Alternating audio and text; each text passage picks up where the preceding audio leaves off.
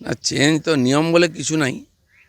কোনো কোনো সময় এটা শক্তি প্রদর্শন হয়, কোনো কোনো সময় কোনো পার্টি বা সরকার এই সুযোগটা দিয়ে মনে করে যে তাদের জন্য অনেক কিছু করলাম, তারা ওটা মনে করেন।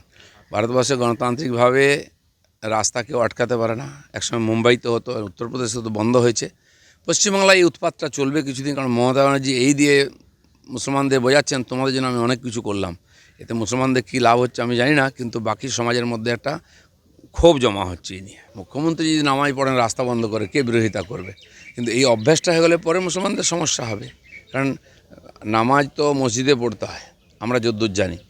বিশেষ উৎসব পরব হলে হয়তো সংখ্যা বেশি হয়, তখন তাদের জন্য ঈদগাহ আছে আলাদা, বা কোনো মাঠের অনুমতি নিয়ে সেখানে তারা করে এসছেন।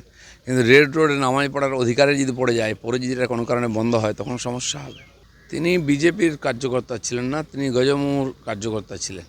চিরদিন তার বক্তব্য আপনি দেখে আসুন, তিনি বিজেপির আইডিওলজির পক্ষে বলেন না। তাকে সতর্কও করা হয়েছে। যখন সমঝোতা ছিল আমাদের সঙ্গে, গজমুর সঙ্গে, তাকে টিকিট দেওয়া হয়েছিল, তিনি তার মতোই ছিলেন। তিনি টিএমসির বিরুদ্ধে লড়াই করে এসেছিলেন, আবার টিএমসিতে যেতে যান, সেটা এখানকার মানুষ ঠিক করবে। উত্তরবঙ্গ আগের থেকে শক্ত ঘাঁটি ছিল, এখনও আছে। প্রতিনিধিরা চলে যায়, কিন্তু ভোটাররা থাকে, যারা জেতায় ওদেরকে। তো তারা জিতিয়েছে, তারা আবার হারাবে ওকে, বিজেপিকেই জেতাবে।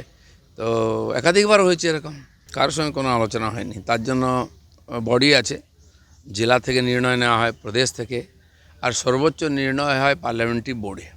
পার্লামেন্ট বা অ্যাসেম্বলি ইলেকশনে তারা ঠিক করেন। আর পার্টির সেই সিস্টেম অনুযায়ী যখন পার্টির লিস্ট ক্লিয়ার হবে, ওটাই ফাইনাল। তার আগে কোনো কিছু কথাবার্তা ফাইনাল এসব চর্চা তো সব জায়গায় চলছে। যারা অথরিটি আছেন, কমিটিতে আছেন, তারা ডিসিশন নেন, তারা নাম পাঠান, সেসব প্রক্রিয়া চলছে। কোনো ফিডব্যাকের প্রশ্নই নেই। যত নাম এসছে সেগুলো লিস্ট করছেন, আর সেটা নিয়ে আলোচনা হবে। যে যোগ্য মনে হবে পার্টি তাকে প্রার্থী করবে। আমার যতদূর জানা আছে, একজ্যাক্ট সংখ্যা বলতে পারবো না, প্রায় 3,500 নাম ড্রপ বস্টে পড়েছে, আর বেশিও হতে পারে। তার মধ্যে আমার স্ত্রী, তিনি পার্টির পুরনো কর্মী, অনেকে যেমন নাম দিয়েছে, উনিও নিজের ইচ্ছা জাহির করেছেন যে আমিও ভোট লড়তে চাই। পার্টি যোগ্য মনে করলে তাকে টিকিট দেবে, নাহলে দেবে না। না, আমি তো ওনাকে বলিনি যে তুমি রাজনীতি করতে পারবে না, তুমি রাজনীতি করো, তোমার ইচ্ছা মতো করবে, নিজের জোরে করবে, পার্টি বাকি ডিসিশান নেবে। আমাদের আবার সংসার কী, সামলাবার জন্য লোক আছে, মা আছেন বাড়িতে। রাজনীতি করে ও আগের থেকে করে, আমিও আগের থেকে করি, সেভাবে রাজনীতি করব।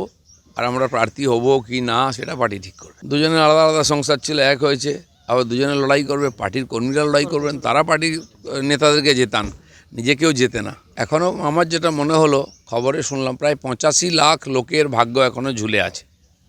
তার মধ্যে 50 লাখ লোকের তো কোনো তথ্যই আসেনি, আসার সম্ভাবনা কম, কারণ এরা সব ফলস ভোটার, জোর করে ভোটার করা হয়েছে। আর তার জন্য বেশ কিছু অফিসারকে শোকই হতে হয়েছে।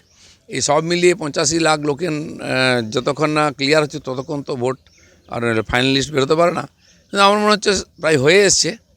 আর সেটা এই ডেট হোক বা এক আধ দিন বেশি লাগতে পারে, সেটা নির্বাচন কমিশন ঠিক করবে। শাসক তো প্রথম থেকেই চাপে আছে।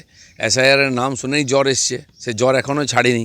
ফাইনাল লিস্ট যদি বেরিয়ে যায়, আমার জ্বরটা আরও বেড়ে যাবে, 102-3ও হতে পারে। তৃণমূলীও কেন ভাবছে তাদের নাম বাদ যাচ্ছে, ঝগড়া ওরা করছে কেন? কই অন্য পার্টি তো কেউ প্রদর্শন করেনি, কেউ বিলেদের আটকায়নি, বাড়িতে ঢিল মারেনি, ভয় দেখায়নি, বিজেপিও করেনি।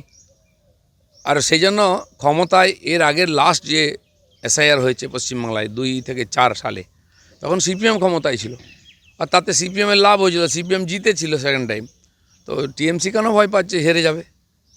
আর যেমন বিহারে ইলেকশন হলো, বিহারে 65 লক্ষ নাম বাদ গেল, যেখানে সরকার ছিল বিহারের বিজেপির, আবার তারাই জিতলো। তো এখানে তাই হওয়া উচিত। কিন্তু মনে হচ্ছে ডাল মে কুচ কালা হয়, তাই ভয় হচ্ছে। দিল্লিতে সরকার অনেক কিছু বাড়িয়েছিল, এভাবে জিতেও ছিল, কিন্তু দেখা গেল টাই ফিস, ভোট হলো, মানুষ শুয়ে দিল ওদেরকে। তো সেই জন্য মানুষ এত বোকা নয় যে 2-4 টাকা নিয়ে ভোট দিয়ে দেবে। টাকা নেবে, ভোট যেখানে দেওয়া সেখানে দেবে।